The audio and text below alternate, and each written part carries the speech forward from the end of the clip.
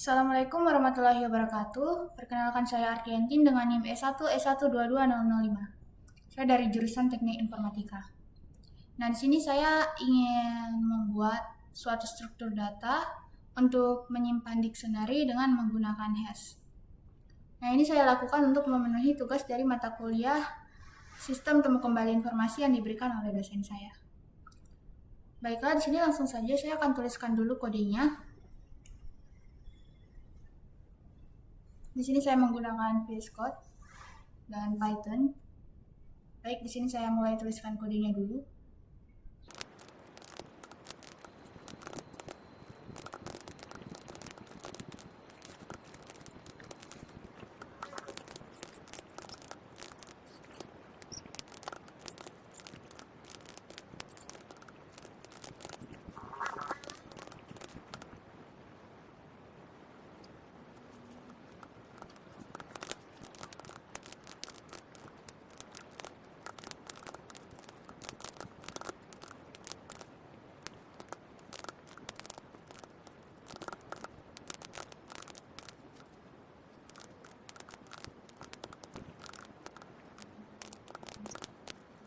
Baik, jadi ini merupakan kode yang sudah saya buat. Sekarang kita coba jalankan. Baik, jadi seperti ini hasilnya. Nah, di sini saya jelaskan dulu. Pertama-tama di sini kita punya class dictionary yang di dalamnya ada fungsi init.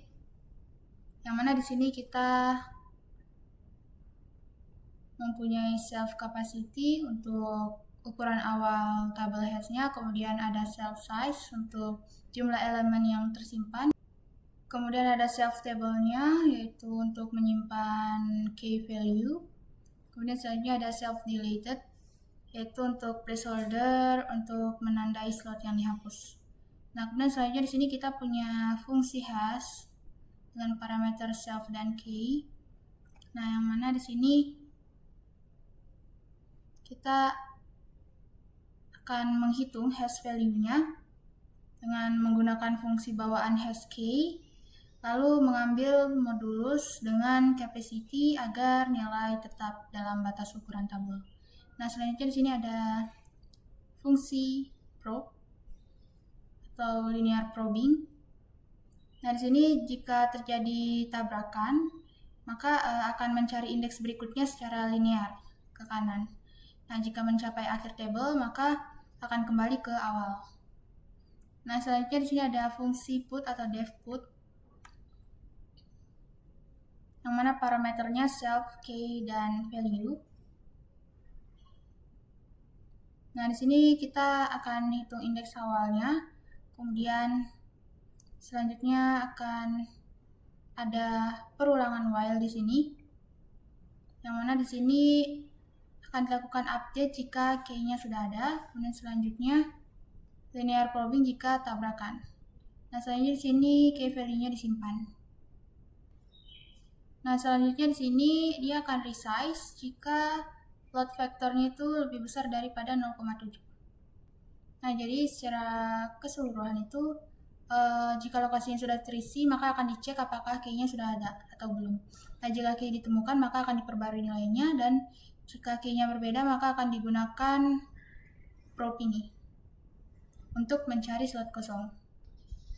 Nah, jika tabel sudah penuh lebih dari 70%, maka ukurannya itu akan diperbesar dengan resize. Nah, selanjutnya di sini ada fungsi untuk get, fungsi get atau def get, yang mana ini akan mengambil data dari hash table-nya.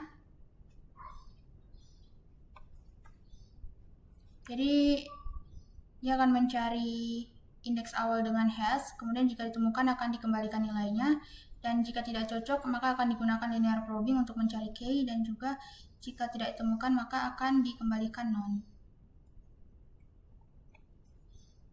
atau return none. Nah, selanjutnya ada def remove atau fungsi remove di sini dengan parameter self dan key. Nah, yang mana di sini akan mencari key di table hash-nya juga jika ditemukan maka akan digantikan dengan self deleted untuk menandai bahwa slot itu bisa digunakan kembali. Dan jika key tidak ditemukan maka akan dikembalikan false. Return false. Nah, selanjutnya lagi di sini ada def resize atau fungsi resize. Nah, kita lihat di sini bahwa self capacity-nya itu digandakan. Nah, ini tadi tuh seperti yang saya bilang, jika load vektornya lebih dari 0,7, maka ukuran tabelnya akan dilipat gandakan. Dan semua data yang ada itu dipindahkan ke tabel baru. Nah, selanjutnya di sini ada def case atau fungsi case, yang mana ini akan mengembalikan list atau daftar semua key yang masih ada. Dan selanjutnya yang terakhir ada def str yang mengubah isi hash table menjadi string agar mudah dibaca saat dicetak atau ditampilkan outputnya. Nah, di sini untuk contoh penggunaannya, jadi kita punya objek hash table-nya di sini. Kemudian kita tambahkan datanya. Nah, selanjutnya di sini saya akan mengambil data dari sini, email, dan melihat semua key yang tersimpan. Kemudian di sini saya remove atau hapus datanya. Nah, di sini dapat kita lihat yang pertama, setelah memasukkan inputan atau memasukkan nilainya, ada email yaitu ardientin@gmail.com. Nah, di sini saya ambil emailnya dan di sini ditampilkan emailnya ardientin@gmail.com sesuai dengan yang sudah kita masukkan tadi.